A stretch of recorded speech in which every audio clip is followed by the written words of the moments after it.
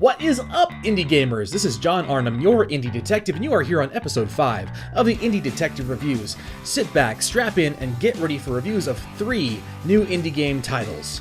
Coming up for you today, we have Islands, Non-Places, an interactive surrealist art piece. We have Beholder, a dystopian spying and management story. And last but not least, This is the Police, a saga of mafia violence, corruption, and trying to maintain law and order in 1990s America. If you're new to the channel, we give each and every game the same 3-part treatment. First up, we've got a basic overview of the game, which includes things like its plot, genre, and its development history. Then we go into gameplay basics, things like its scoring, difficulty, controls, and maybe even some bugs that you'll find in these games. And last but not least, and this is where this channel really shines, the viability and value analysis, including things like its cost, early access state, completeness, content, and updates and patches from the development team. So that's what you can expect from today's episode, so sit back, relax, and get ready for the first review of Islands, Non-Places.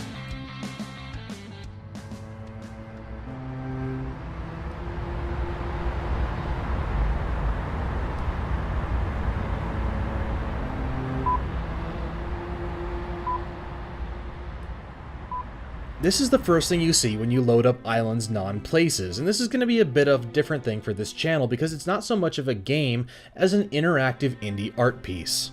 The game lacks for any real gameplay elements. It's actually an interactive series of dioramas that shift and react in interesting ways. I think it would best be described as an interactive surrealist art installation. Now, Islands plays out over a series of 10 sequences, of which this is the first one. It's such a short game that showing more would seriously spoil the content of the game, so that's why I'm not going to be cutting around like I usually do in these episodes. The whole playthrough goes through in just about 45 minutes. And as such, this is not going to be an especially long episode. The gameplay, and yeah, we are already in the second part of this game's review, the gameplay is very straightforward. There are no instructions because it's just so simple. There are blinking lights with corresponding tones to prompt you where to click and progress in the scene. It also encourages a little bit of exploration in the scene. There are some pretty complex 3D models in this game that you spin around to find all the interactions with. Not all of them are blinking and beeping at you. Some of the clickables don't blink, but they will reward you with brilliant displays of light and color. I wish there was more I could tell you about the gameplay, but the gameplay really is just that straightforward and simple. You know, some of them are kind of two-dimensionally locked and you're just spinning around in a circle, but some of the others are really greatly built 3-dimensional models, and you'll find yourself pretty breathtaken at the simplicity and brilliance of it all. And while we are only a minute and a half into this review episode, I'm going to start moving on to the viability and value analysis. Sorry if you feel shortchanged and that my viability and value is a little low on this episode, but, you know, like I said, very simple game. So, reviews of this game are very positive, and I really did like my playthrough, but I'm not sold on it being worth the $5 price tag that it's currently going for on Steam. I actually got it for $1 because I was trolling through Twitter one day and saw that it was on like a 90% off sale. So I got it for, 83 cents or whatever. I'd say that $2.99 would probably be an apt value for the amount of, like this hour of spectacle that you get from Islands Non-Places. But it has been out since November without any other more updates from developers, so what you see is what you get. WYSIWYG. Carl Burton is the solo developer of this game, so I really wouldn't expect anything else to come out of it. So if you can find it for $2-3, I'd say this is a great thing to pick up. It'll keep you entertained, and it's something different from the indie game sphere. There have been a lot of platformers out recently, a lot of roguelikes, a lot of roguelites, and this is just a breath of fresh air. If you need to take an hour to do something different, pick up Islands Non-Places on a Steam sale, enjoy yourself, enjoy the color and spectacle of this interesting art installation, and yeah, I think that's about all I can say for it. It was good. It was good. It was fine. It was good. Yeah. Alright, that's all. Next review! Oh, I'm sorry I shortchanged you on the review of Islands Non-Places, but I am gonna love talking about Beholder. I really, really liked this game, even though it is quite tough. Alright, so let me start getting into the overview here. Beholder is a 2D, dystopian, story-driven management game about stealth and corruption in a post-revolutionary authoritarian nation. As the player character, you are the new landlord in a government-owned apartment block. The game opens with the old landlord being hauled away for failing his duty to the state, really kind of driving home the stakes here. And it's really similar to that of Papers, Please, because you have to find a way to scratch money out of your paltry paycheck without alerting the authorities. And because it is story-driven, each tenant is kind of set and has their own priorities and backstory, which is pretty well developed, and you can choose to exploit them, to help, arrest, or even ignore them until they move out. This is a static, branching storyline, so it's not like a roguelike where it's going to custom make the story for you, but you can never be sure whether your choices are gonna be good for you or bad. In fact, if you think that you're doing the right thing, it's probably gonna screw up your game. So it is going to send you coming back for more and more playthroughs so that you learn what each decision is and how to treat each tenant toward the end of the game. Now, because you're never quite sure what each choice is gonna do for you in the long run, you probably will not do well your first try. You have to learn the repercussions, and because each playthrough takes about 4 to 6 hours, you can easily spend 20 hours getting to, if not a good ending to the game, at least one where you're kind of okay with yourself as a human being and not thinking that you're just a terrible, terrible person because that's the way this game makes you feel sometimes. So let me tell you a bit about the gameplay in Beholder. The one thing you will do mostly in Beholder is gather intelligence on your tenants. That is your job as an agent of the government. You mostly do this by placing spy cameras in the apartments that you rent out to other tenants, and you can use those to monitor their day-to-day activities. And when they're not home, you can sneak in to reveal their hidden hobbies. You receive directives from above that are mandatory, but you can also write profile reports for money, steal valuables to hawk to guys on the streets, blackmail tenants for cash when you discover they're doing something illegal, or just report them to the police. You get a small bonus for that, and you get to watch people get beaten up and hauled away in a lorry. God, did I just say that like that's an exciting part of this game? Maybe I am damaged. This game broke me. It really did. There are so many bad endings to this game, and you cannot avoid them. You're going to get your family killed in many, many terrible ways, get killed in ways when you least expect it.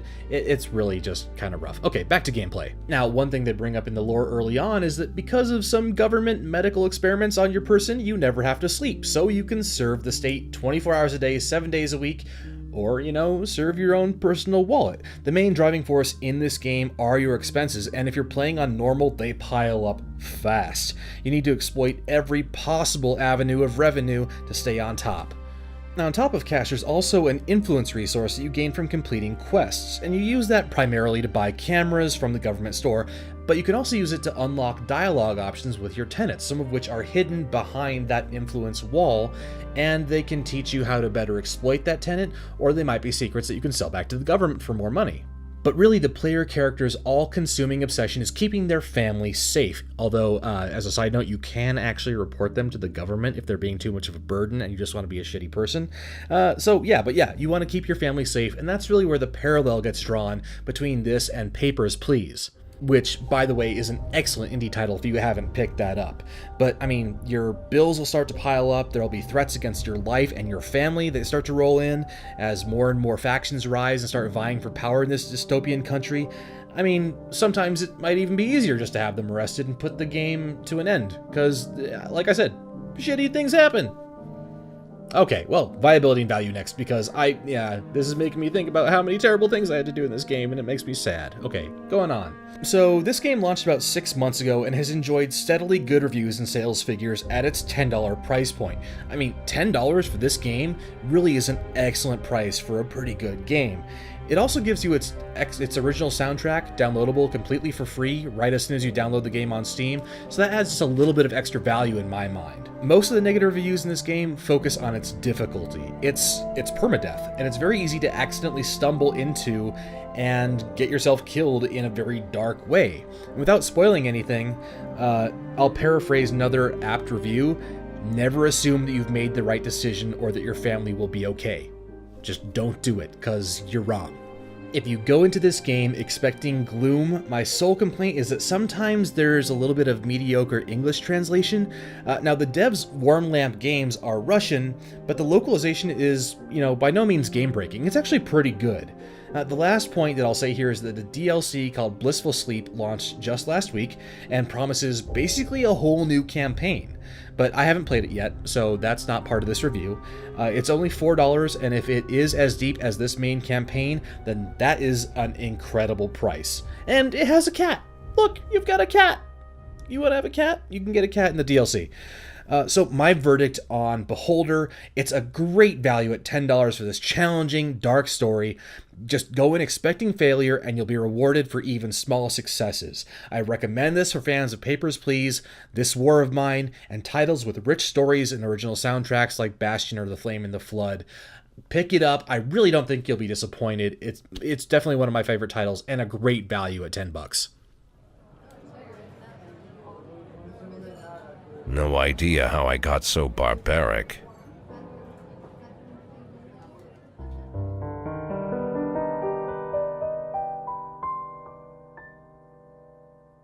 You know, I love coming to the last review of any episode because it's almost always going to be my favorite one of the three. I mean, unless I've really got an axe to grind against a bad game, but man, This Is the Police is really something special, and I'm glad I get to share it with you, even though it's been out for a while. If you haven't heard of it, I'm glad this is the first place that you're coming to find out about it. Your game has to be really a great piece of work to catch the eye of a major game publisher like THQ if you're an indie studio, and this is the first title by a Belarusian game studio called Weappy. So, I mean, it really is something special. By the way, I'm probably almost definitely saying that studio name wrong. I just don't know how to pronounce it correctly. This Is the Police mixes elements of strategy and simulation games with a gripping narrative of violence and corruption in a fictional American city just at the close of the 1980s, right at the beginning of the early 1990s. You play as aging police chief Jack Boyd, and players must manage duty rosters, send officers to respond to emergencies, and make a pretty healthy side profit for yourself in the process. And this is all set in the backdrop of a city verging on revolution as old politicians and mafia bosses struggle for power against emergent citizens' rights groups, drug distribution, and domestic terrorism. This game is a wonderful sensory experience with an art style all its own, a collection of eclectic jazz, blues, and R&B albums to play, and a fully voiced dialogue from a cast led by John St. John, the legendary voice of Duke Nukem himself. The only reason I can fathom why you might not have heard of this game is because it launched to a miserable 65 on Metacritic and an even more painful 4 out of 10 on Destructoid, so let's explore more in the gameplay part of this review. Most of the gameplay in This Is the Police is taken up in responding to emergencies in Liberty City and deciding where you'll send your rosters of officers and detectives. You'll be watching the isometric map of the city, and emergency calls will roll in throughout the day. You must judge, primarily from the nature of the call and the accompanying flavor text, how many officers and of what skill and quality to send to the emergency. Send too few and the perpetrator will get away, and you may even have some dead badges on your hands.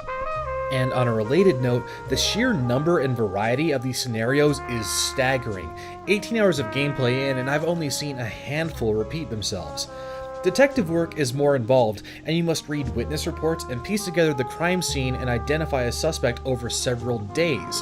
What it will do is give you several Polaroids that are basically representative of various theories on the case, and you have to piece them together into a coherent theory on what happened in order to identify the suspect in the crime.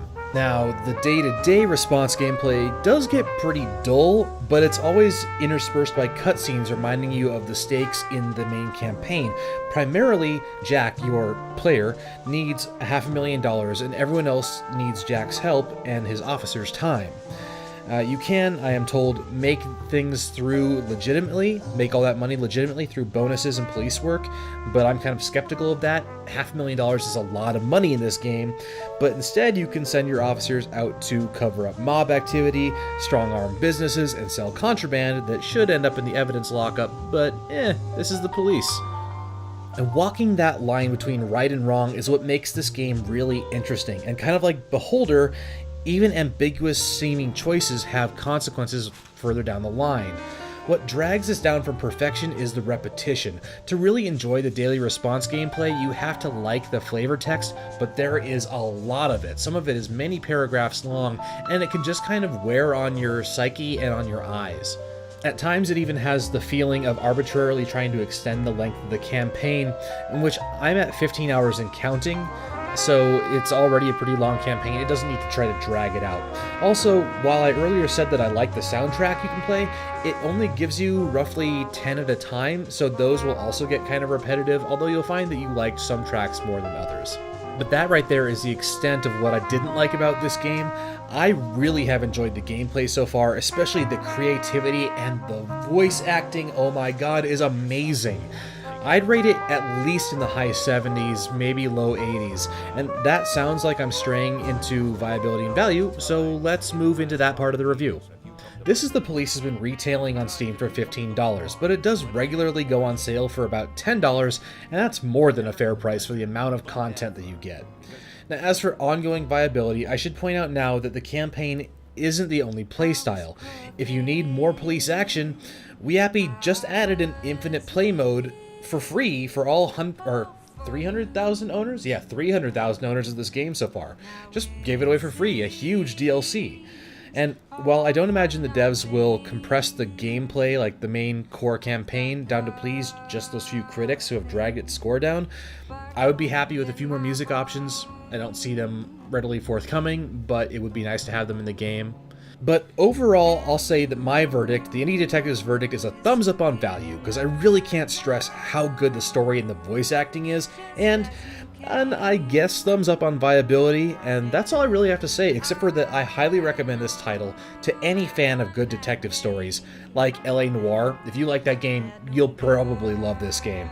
You can hear more of John St. John's narrating when he does the Lincoln Lawyer series on Audible.com, and no, this is not a paid spot. I just picked up those books for free when I had my free 3-month Amazon trial, and I really enjoyed them. So that's all I have to say about This is the Police. I hope that you liked hearing about it. I highly recommend it. I would say wait for a Steam sale, go get it, and support this indie dev studio so they can come out with more excellent content in the future.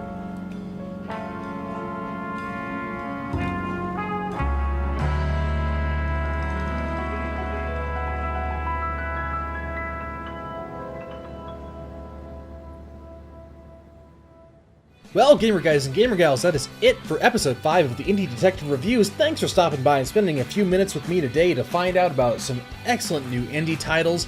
As always, this has been John Arnhem, your Indie Detective. If you like this episode, go ahead and hit that thumbs up button, please, and thank you. Really helps us get higher up on the YouTube's charts. And if you want to see more of the freshest indie news and reviews, be sure to hit that subscribe button. Help me boost my numbers. I am loving it. You can check us out online at Facebook/Indie Detective or on Twitter at Indie Detective. And as always, in the description below, you'll find links to the developers' Twitter feeds and to their Steam store pages. Check you later, gamer guys and gamer gals. John Arnhem signing off.